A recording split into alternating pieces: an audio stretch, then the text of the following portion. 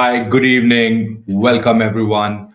Those who are watching this live and those who will be watching this as a recorded stream. So, as part of my cyber daily dose, I try to be as regular as possible and keep the audience, informed about what's happening uh, in India as we are, growing as an economy, right? So today I was fortunate to attend a conference on future crime. So the panel was of very well distinguished, top-notch leaders of all the government verticals who are responsible for cybersecurity and taking decisions as far as cybersecurity matters are concerned. Amongst those were National Cybersecurity Coordinator General Munir.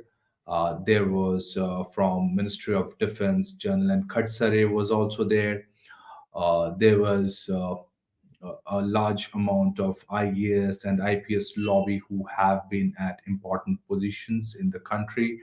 Mrs. Sundaraja was there. Uh, then what mainly was discussed and what we can make out is yes, there is an apex body at the Ministry of Home Affairs level, which coordinates the cybersecurity as far as internal security is concerned. And there is also representation from the Ministry of Defense, which looks at cyber threats to national security and integrity. So we have two verticals. One is the Ministry of Home Affairs, which is looking at the internal security aspects.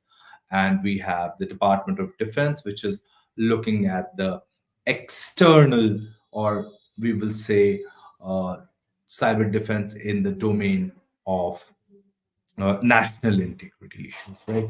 So once we look at today's warfare scenario, okay, as we discussed, that we do have physical threats as our northern borders and our western borders are, we have nations with whom we don't share a very good relationship, okay, mainly China and Pakistan. And we've been to uh, big wars with Pakistan, and we've been on a major war with China, and small skirmishes have kept happening. So cyberspace today gives you a very, I will say, undefined territory to attack your adversary. Okay, uh, as it gives you an opportunity to attack your adversary, it also makes you vulnerable where you would not like to be attacked. Right. So it goes both way. If you are left vulnerable, so is your enemy. So that falls under the charter of national security. But at the same time, since the lines are blurred, you're not physically fighting the war on the battlefront. You are actually executing this battle on the cyberspace. Now, whether you as a you know you as a business community, okay, who are responsible for the development of this nation, or the various government verticals which are responsible for governance of this country, if they are attacked by national or nation state actors or non-nation state actors, it will affect the economic rise of this nation. So cybersecurity was being discussed in at length, and it came out that if cybersecurity was a nation, then the combined GDP of the nation would be close to $10 trillion. So that means uh, you are looking at a nation which is third in economics. So that is the scope of what is happening on the cyberspace as far as economic loss is concerned. If we look at Indian diaspora, main challenge is to protect the dignity of women and dignity of children, which is most of the times under attack on the cyberspace. Then there are financial attacks where a lot of cyber fraud happens, and how companies need to mature their handling of development. Okay, a lot is happening in the fintech world, and the fintech community needs to rise up to this challenge and understand that how they can incorporate secure design principles when they are developing their product. Not only that, we do lack cyber certifying. We do lack an agency which is capable of carrying out design checks and give design accreditations to software and hardware, uh, by which we can trustfully buy or have faith in that equipment or software. That's a very very I will say a major backdrop as far as our indigenous software development capability is concerned. We are the software house of the world. I think we should have a capability to test our software also, so that software companies who are developing software day in and day out follow good software development practices, and it doesn't render your application vulnerable once people start using it.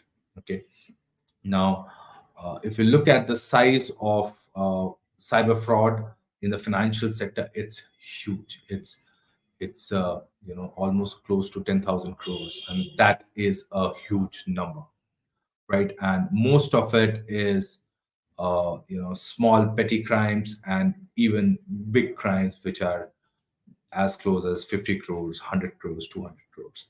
So it's a live and challenging situation if we look at from the point of view of the law enforcement. The law enforcement will definitely find it very difficult to stop this menace. And a lot will fall on the responsibility of the citizens to train and make people aware of the cyber fraud activities.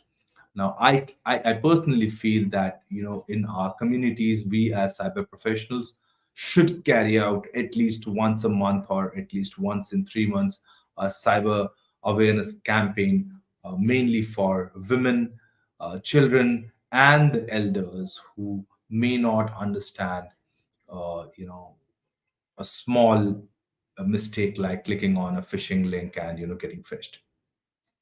So cyber training is required at community level, and I think, we should incorporate and make more programs which can be easily accessible, to people all around, right? And there are a lot of people who are doing a lot of good work. There's so much on the YouTube, and it's just that it has to propagate and reach the right people so that the cybercrime is really abated. But start from like uh, the start from the beginning of the, I will say, the human mankind, the good versus evil battle has been on, and generally good has won. The next thing that was discussed and which is of very prime interest is how AI will change the scope of cyber fraud and cyber crimes. You will see a lot of deep fakes coming. You will see definitely manipulation of children, women, uh, identities. This is something which is very challenging, and we can take a lot of advantage of the situation and start creating algorithms and detection mechanisms for such frauds, right? So this was what happened on Future Crime today. A lot of good panelists were there, and we had a wonderful session. Thanks for listening to me, and I close for the day. See you next time. Thank you. Bye bye.